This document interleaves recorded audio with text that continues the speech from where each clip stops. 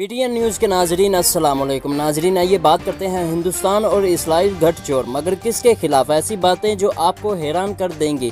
ہندوستانی وزیر اعظم نریندر مودی رواں سال مئی میں اسرائیل کا دورہ کریں گے۔ مودی اسرائیل کا دورہ کرنے والے پہلے ہندوستانی وزیر اعظم ہوں گے، اور یہ اس دورے کی اہمیت کی واحد وجہ نہیں بلکہ اس دورے کی سب سے اہم بات فلسطین کو یکسر نظر انداز کیا جانا ہے۔ اس سے پہلے روایت رہی ہے کہ کوئی بھی ہندوستانی وفد تل ابیب کا دورہ کرتا تو وہ جاتے ہوئے یا واپسی پر فلسطینی حکام سے ضرور ملاقات کرتا تھا۔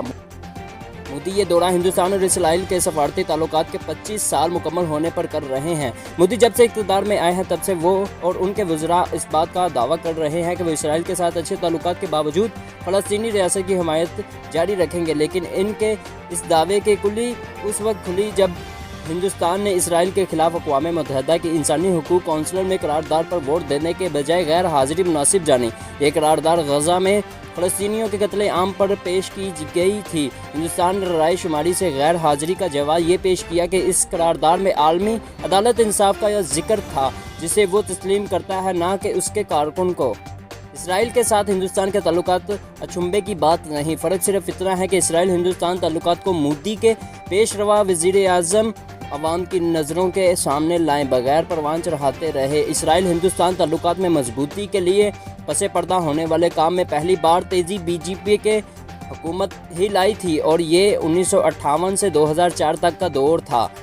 ہندوستان پہلی بار اسرائیل کے ساتھ تعلقات کو عوامی سطح پر BJP حکومت کے دوران ہی نمایاں طور پر سامنے لایا، اور 2000 میں دونوں طرف سے اعلیٰ سطح کے وفد کا تبادلہ ہوا، اور پہلی بار ہندوستانی وزیر خارجہ جسونت سنگھ نے تل ابیب کا دورہ کیا۔ اس دورے کے موقع پر جسونت سنگھ نے کہا تھا کہ ہندوستان اسرائیل تعلقات میں پیش رفت شعوری تبدیلی ہے۔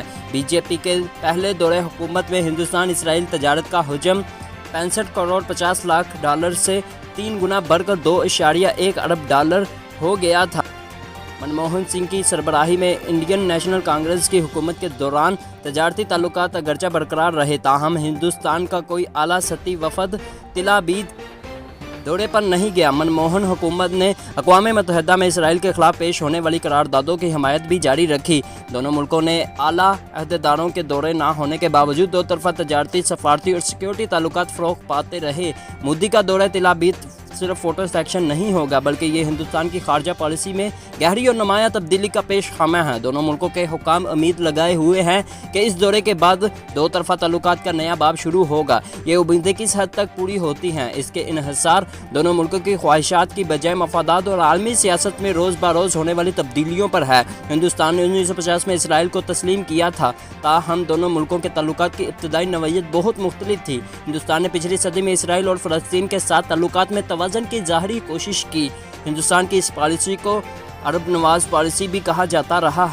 عرب نواز پالیسی دکھاوے کی تھی، جس کا ثبوت 1962 میں چین اور 1965 میں پاکستان کے ساتھ جنگ میں ہندوستان کو ملنے والی اسرائیلی امداد بھی ہے۔ دونوں جنگوں میں اسرائیلی مدد کے باوجود ہندوستانی حکومت نے بظاہر اسرائیل مخالف رویہ برقرار رکھا، کیونکہ 1966 کے انتخابات کے بعد اندرا گاندھی کی حکومت بنی، جو چھوٹی جماعتوں کی حمایت بالخصوص کمیونسٹ گروپ کی مرہون منت تھی۔ یہ چھوٹے گروپ اور کمیونسٹ جماعتیں اسرائیل کی مخالف تھیں۔ اس وجہ سے ہندوستان اور اسرائیل کے تعلقات میں 1970 میں بگاڑ آیا۔ 1974 میں جب عرب لیگ نے فلسطینی لبریشن آرگنائزیشن کو فلسطینیوں کی واحد قانونی نمائندہ قرار دیا تو ہندوستان نے اس کی حمایت کی اور PLO کو نئی دلی میں اپنا دفتر قائم کرنے کی اجازت دی۔ یہی دفتر 1980 میں سفارت خانہ قرار پایا۔ ہندوستان اسرائیلی دفاع تعاون 1960 کی دہائی میں ہونے والی جنگوں تک محدود نہیں رہا، بلکہ 1958 میں ایٹمی دھماکوں کے بعد جب پابندیاں عائد ہوئیں تب بھی اسرائیل ہندوستان کو دفاعی سامان مہیا کرتا رہا۔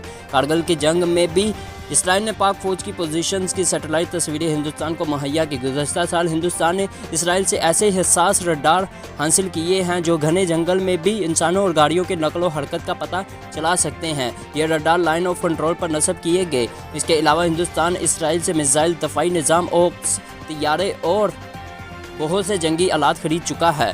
دونوں ملکوں نے کئی مشترکہ دفاعی منصوبے شروع کر رکھے ہیں، اور ہندوستانی میزائل پروگرام میں اسرائیل کی ایرو اسپیس انڈسٹریز تعاون کر رہی ہے۔ 1992 में वज़ीर आज़म नरसिम्हा राव के दौर में हिंदुस्तान ने इसराइल के साथ मुकम्मल सफारती ताल्लुकात इस्तवार किए, जो हिंदुस्तान के मशरक़ी वस्ती पॉलिसी में बड़ी तब्दीली थी। आज हिंदुस्तान इसराइल ताल्लुकात इस कदर गहरे हैं कि दोनों मुल्कों के दरमियान तजारत का सालाना हुजम पिछले 5 साल से 4 अरब 60 करोड़ अरब डॉलर हो चुका है। 2007 से दोनों मुल्क आज़ाद तजारत मुआहदे पर मुज़ाकरात कर रहे हैं और इसराइली वज़ीर तजारत ने 2013 में कहा था कि अगर मुआहदा तय पा गया तो दोनों मुल्कों के दरमियान सालाना तजारती हुजम 10 अरब डॉलर तक पहुंच जाएगा। मुआहदा तय न होने पाने की वजह से हिंदुस्तान के तहफ़्फ़ुज़ात हैं और इससे मकामी सनत मुतासिर होगी।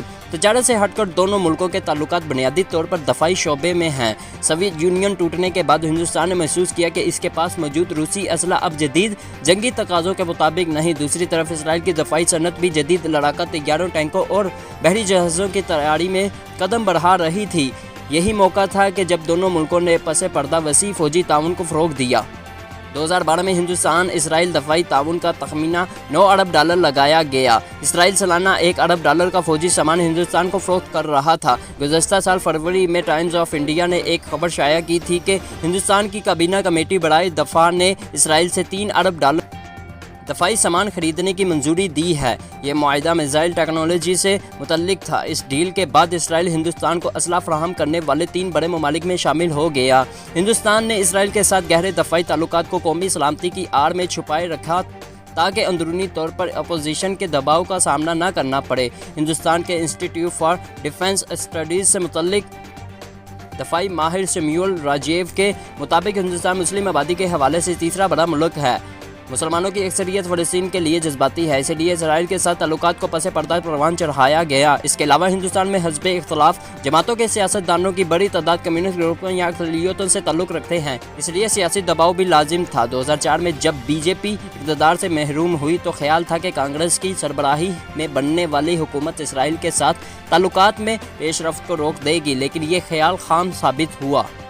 कांग्रेस हुकूमत ने भी इसराइल के साथ ताल्लुकात मजबूत किए। अगरचे अक़वाम मुत्तहिदा के फ़ोरम पर इसराइली फ़लस्तीन तनाज़े के हवाले से हिंदुस्तान फ़लस्तीन काज को बज़ाहिर सपोर्ट कर रहा था।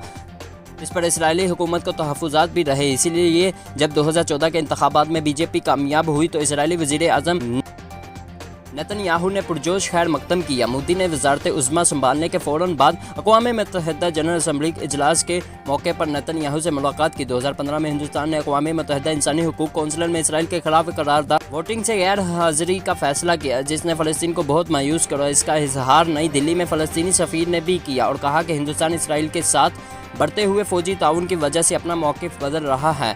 इसके 3 माह बाद हिंदुस्तानी सदर प्रणब मुखर्जी ने इसराइल का दौरा किया, जो इसराइली का दौरा करने वाले पहले हिंदुस्तानी सदर थे। मोदी के दौरे इसराइल पर मशरिक़ वस्ती से कोई रद्द अमल फौरी तौर पर सामने नहीं आया, क्योंकि हिंदुस्तानी पॉलिसी पर बड़ा रद्द अमल मिस्र, शाम और इराक़ पर से मुतवक्का था, जो अपने पहले अंदरूनी मसाइल और दहशतगर्दी से लड़ने में मसरूफ़ हैं।